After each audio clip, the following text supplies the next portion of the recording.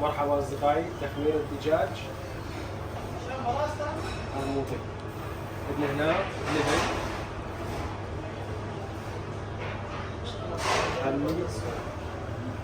خلي اللبن،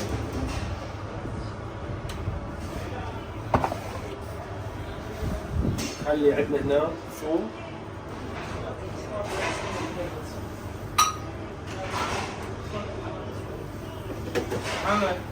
خلي المختار، نخلي عندنا هذا القياس الدجاج 30 كيلو.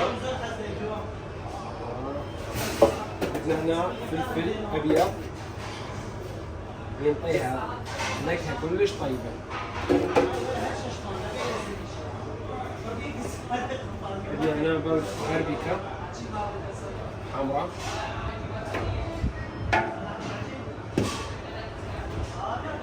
زنجبيل عندنا هنا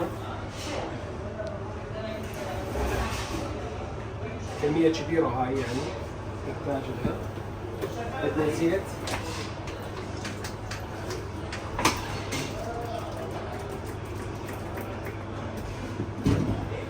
شوية دبس رمان،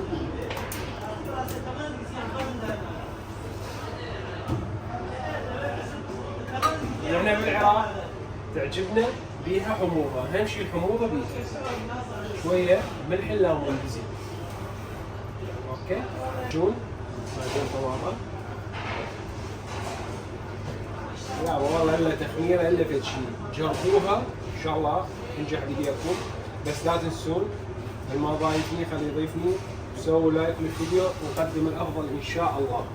عندنا هنا نخلي اخر شيء الملح. تمام، وبسم الله ونخلطها.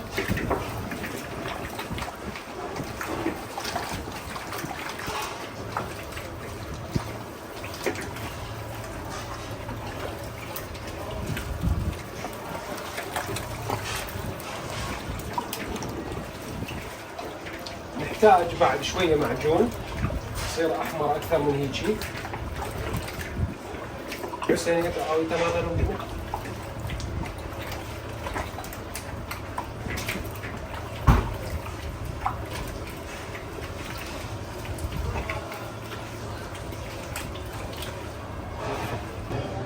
هاي هيجي صفطهم تصفيت.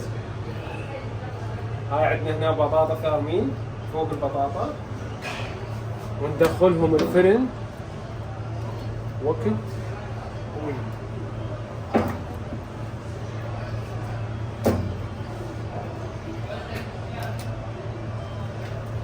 ما شاء الله ما شاء الله ما شاء الله، لو الدجاج لو ماما.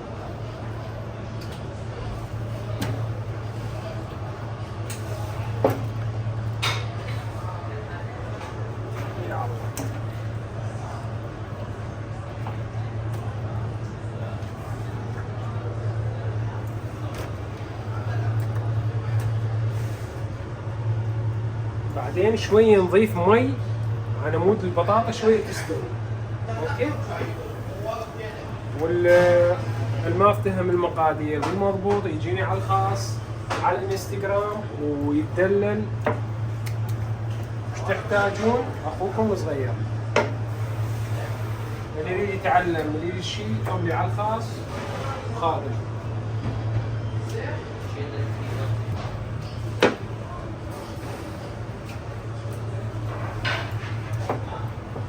شوية ترتيبات، فلفل حار، طماطم،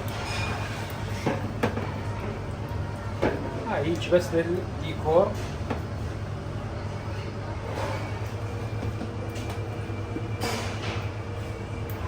ما ضايفني خلي يضيفني، نقدم الافضل ان شاء الله.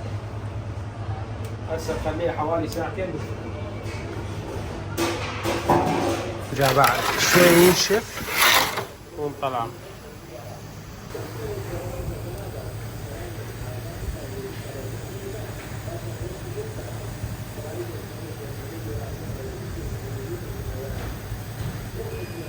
باش تقولوا ما شاء الله هادشي صاير عين هرس.